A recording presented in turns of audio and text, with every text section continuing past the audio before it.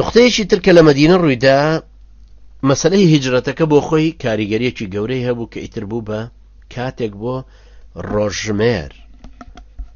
ڕۆژمێری کۆچی لەو کاتەوە دەسی پێکرد، چونکە کۆچکردنەکە بۆ مەدینە سنووری نێوان دوو قۆناغ بوو، هێڵێکی نێوان دوو سەردەمی بانگەواز و یاسادانان بوو. هەرچی مسلمانانی مەکە هەبوون جگەلەوانی پیر و لاواز و پەکەوتە بوون یا ئەوانەی هێشتا باوەڕەکان لە دڵ و دەروونە هێندە قایم نەبوو کە کۆچ بکەن، هەموو هیجرەتیان بۆ مەدینە کردو. هەر هەموو ئەوانەی مسلمانانی مەکە و دەوری بەری بوون هەموو هاتوون بۆ مەدینە.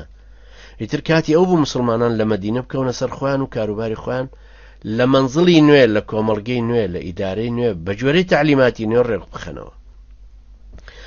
دەنگی بانگەوازی خوایی گەیشتە هەموو ئاسۆ دوورەکانی جیهانی ئەو سەردەمە. لەگەڵ زیادبوونی قەوارە و کاریگەرێتی مسلمانانە هەر ئەبوو لەگەڵ کافرانە چەندین شێوازی چێشم و دەست لێکردنەوە ڕوو بدە تا سەری کێشا بۆ کۆمەڵێک ڕوبەڕووبوونەوە و غەزای سەخت و کە هەمووی بە سەرکەوتنی مسلمانان لە کۆتایی قۆناغەکەی کۆتایی پێ.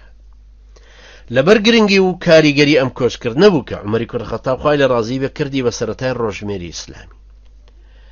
لە سەردەمانێکا کردی بە سەرەتای ڕۆژمێری ئیسلامی کە پێغەمبەری نازداریش عەلەیهی سەڵاتو وەسەلام مابوو. ئەوی کردی ساڵی یەکەم و هەرچەندە هیجرەتی پێغەمبەر عەلەیهی سەڵاتو وەسەلام لە مانگی ڕەبیع الئەوەلا بوو، بەڵام ئەو مانگی محەڕەمی کرد بە یەکەم دەستپێکی سەری ساڵی هیجری. بۆ چونکە فەرمووی لەم مانگەدا حەج تەواو بێ، خەڵکەکە هەموو گەڕێنەوە سەر ماڵ و حاڵ و کاروباری خۆیان، سەر لە نوێژیانیان دەست پێکاتەوە. حەج وەکو بڵێ ئاخری ساڵە تۆبەکردن و خۆ پاڵفتەکردنی عەرەبەکان بوو. ئیسلامیش بڕیاری لەسەر ئەوەدا بوو کەوا بوو لە یەکی محەڕەمەوە دەستی پێکرد کە ساڵی نوێی تازەیە و کۆتاییەکەشی بە ئاخر مانگ دێنە کە ذیل حیجەیە.